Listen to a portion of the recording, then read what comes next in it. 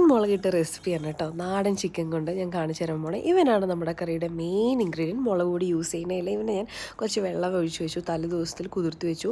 എന്നിട്ട് ഞാൻ പേസ്റ്റാക്കി എടുത്തിട്ടുണ്ട് കേട്ടോ. നിങ്ങളുടെ എരിവിനനുസരിച്ച് ഉപയോഗിക്കും. പിന്നെ വെളിച്ചെണ്ണയിലേക്ക് ഉലുവ, കടുക്, പിന്നെ ജിഞ്ചർ ഗാർലിക് കുഞ്ഞു കുഞ്ഞായിട്ട് അരിഞ്ഞത് അതൊന്ന് വഴറ്റിയെടുത്തു. ആ ഫ്ലേവർ ഇറങ്ങണ വരെ. പിന്നെ അതിലേക്ക് സവോള ഇട്ട് കൊടുത്തു കേട്ടോ.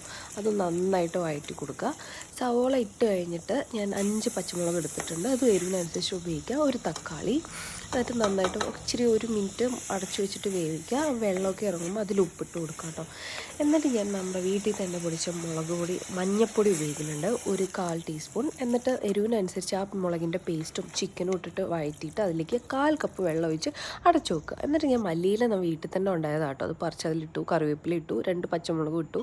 പിന്നെ ഒന്ന് അടച്ചു വെച്ച് ഒന്ന് പത വരുമ്പോൾ ഞാൻ കുറച്ച് ഗരം മസാല ഇച്ചിരി ഇട്ട് കൊടുക്കാം. പിന്നെ ഇതായി കഴിയുമ്പോൾ എണ്ണ തൂവി കൊടുക്കുക കേട്ടോ, കോക്കനട്ട് ഓയിൽ അതിൻ്റെ മുകളിൽ.